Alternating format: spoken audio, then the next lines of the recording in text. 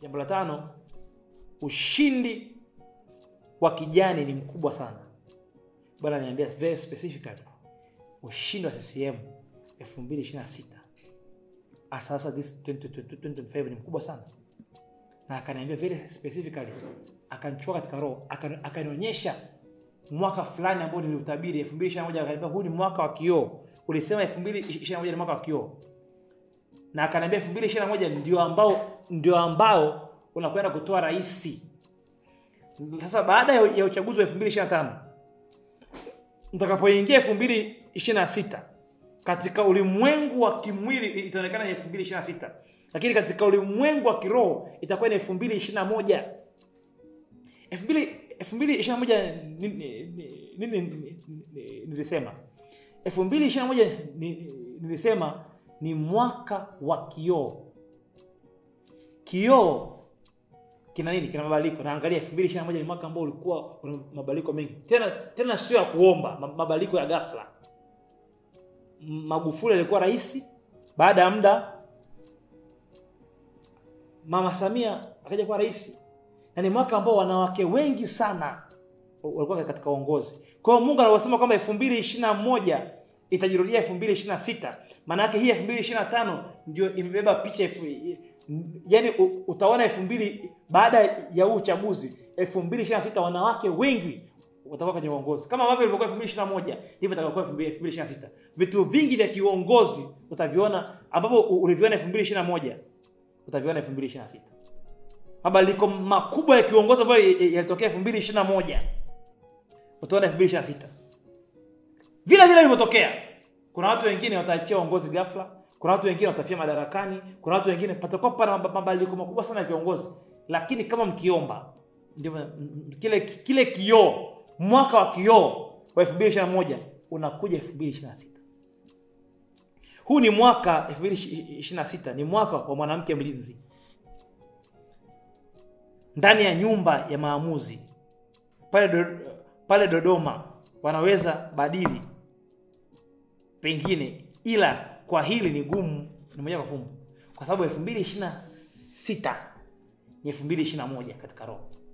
Na Mungu anasema 2026 ni mwaka wa mwanamke mlinzi. Kwa hiyo kuna watu wengi wanatamani mlinzi aondoke, lakini Mungu anasema inawezekana kweli, wajaribu. Lakini katika ratiba ya Mungu 2026 sio mwaka wa wanaume. Wanaume wakiomba kwenye kioo chao inawezekana kubadilika. Lakini 2026 ni mwaka wa mwanamke mlinzi. Kiuchaguzi ni mwaka wa 2021. Kile kioo cha 2021 kitarudi 2026. Mungu aliweka kwa ajili ya kuinua wanawake mahali pake. Kwa huyu mwanamke ambaye Mungu alimweka Tanzania ni kwa ajili ya kuinua wanawake mahali pake. Maana ni kama kuna kipindi wanawake walilia sana kwa ajili ya nafasi. Sasa Mungu akamleta huyu mtumishi. Lakini kila mtu sasa anamshambulia. Kwa nini? Baada ya huyu mama kuondoka, wanawake wasahau tena kuinuliwa. Amekuja na sera moja tu, kuinua mwanamke mahali pake. Ni kweli mtu anaweza akamwangalia katika sura ambazo kumwangalia. Ni kweli inawezekana kuna hapa na pale, lakini ambacho naelewa kuna agenda mbinguni nyuma yake. Kuna watu wengine ili jambo wanaweza wasielewe, lakini mimi ninachoona 2026 2021 mkikataa kwamba sio mtumishi wake, ndio inaweza ikawa kama ambavyo unataka. Biblia inasema hivi, Mungu akawapo walichomtaka, akawakondesha roho zao. Roho ambayo itakonda ni wewe mwanamke. Kwa maana yake ombea huyu mama akae madarakani. Siku atakaoondoka tumtalie vibaya sana nyinyi wanawake. Na amekuja kwa ajili yenu, ili mkae kwa nafasi zenu. Na muda mchache kuomba. Ikatokea akaondoka, kile kioo cha mabadiliko akabadilishwa tu uongozi, akaondoka, akatolewa, akaondoka. Utajua kumbuka maneno yangu. Patakuwa pana kioo ambacho haja kutokea.